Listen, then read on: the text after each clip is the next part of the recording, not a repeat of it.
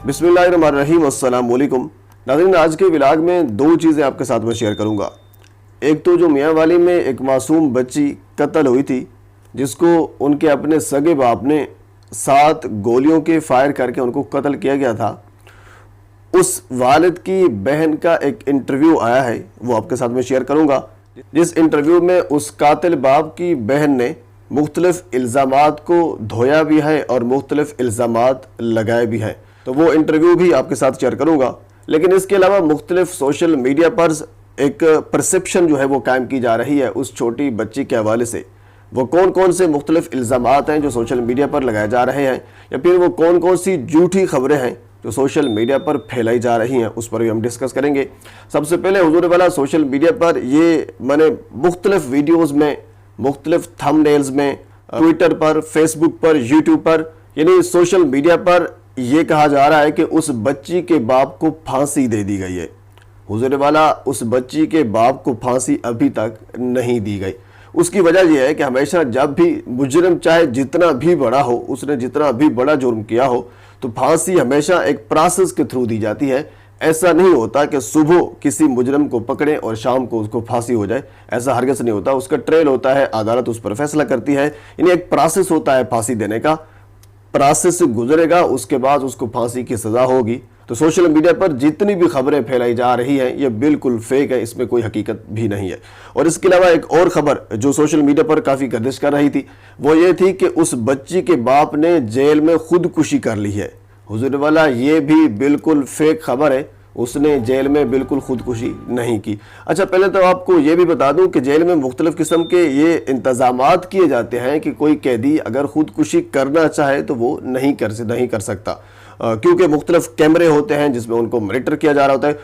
और खुसूसन इस किस्म का मुजरिम जिसने एक बड़ा जुर्म किया हो तो वो उस पर तो खसूसी तौर पर नज़र रखी जाती है। वैसे भी ओवरऑल जितने भी कैदी जेल में होते हैं उन पर एक नज़र रखी जाती है, उनके पर एक देखभाल उनकी की जाती है। ऐसा मुमकिन नहीं होता कि कोई जेल में जाए और अपनी तरफ से जो वो इक़दामात करता फिरे उससे कोई पूछने वाला नहीं है, ऐसा नहीं होता। तो ये खबर भी बिल्कुल फेक है, उसने अभी तक खुदकुशी नहीं की। क्योंकि जो मेरे सब्सक्राइबर हैं वो ये जानते हैं कि इस वाक़े पर मुख्तलिफ वीडियोज़ मैं बना चुका हूँ, और ज़्यादातर वीडियोज़ मैंने मुख्तलिफ फेक न्यूज़ के ऊपर बनाई हैं, जो किसी वाक़े को लेकर लोग फेक न्यूज़ फैला रहे हैं। मैं ये चाहता हूँ कि अपने सब्सक्राइबर तक जो असल बात है वो पहुँचाई जाए। बात का आपको पता वैसे होता है, लेकिन जो हकीकत होती है उससे तकरीबन आप आशना नहीं होते। तो मेरा ये कह लीजिए मकसद ये भी होता है कि जो असल खबर है, जो हकीकत है, वो आप तक पहुंचाई जाए। अब हम आते हैं दूसरी चीज़ की जानिब। जो उस बाप की एक बहन ने बयान दिया है वो ये था, हुजूर वाला, जिस तरह आपको ये भी, अगर आप मेरे सब्सक्राइबर हैं तो आपको इस बात का पता होगा, मैंने पिछली वीडियो में ही बताया था कि उसकी फैमिली पर ये इल्ज़ाम आ रहा है कि उसकी फैमिली में हमेशा से ऐसा होता आ रहा है। वो बच्ची जब उनकी फैमिली में पैदा होती है तो वो इस किस्म की सोचने की कोशिश करते हैं, या इस किस्म के उनके नज़रियात हैं औरतों के हवाले से, ख़ुसूसन बच्चियों के हवाले से। तो उसकी बहन ने ये कहा है इंटरव्यू के दौरान, जो आपके साथ मैं शेयर करने वाला हूँ, उन्होंने ये कहा है कि मैं वाज़े तौर पर यह कहती हूँ कि मेरे भाई को फांसी दी जाए। और इसके अलावा उन्होंने ये भी कहा है कि मेरे भाई ने जो भी काम किया है वो ज़माने जहलियत में भी ऐसा होता था, इस्लाम आने से पहले ऐसा होता था, लोग अपनी बेटियों को जिंदा दरगोर कर देते थे। आज वो उसी ज़माने में हम वापस चले गए हैं। तो मैं अपने भाई के इस किए पर शर्मिंदा हूँ, और ये मैं डिमांड करती हूँ हुकूमत वक्त से, कि अदालतों से, कानून से, कि मेरे भाई को फांसी दी जाए।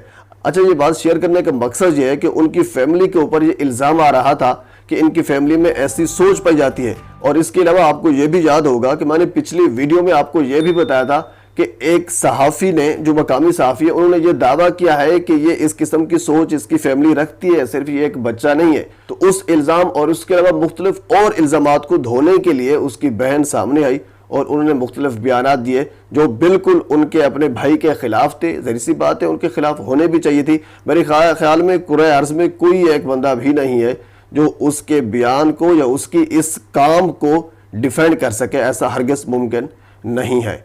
तो नाज़रीन, मियाँ वाली वाक़े के मुतल्लिक़ छोटी सी इन्फॉर्मेशन थी, छोटी सी न्यूज़ थी।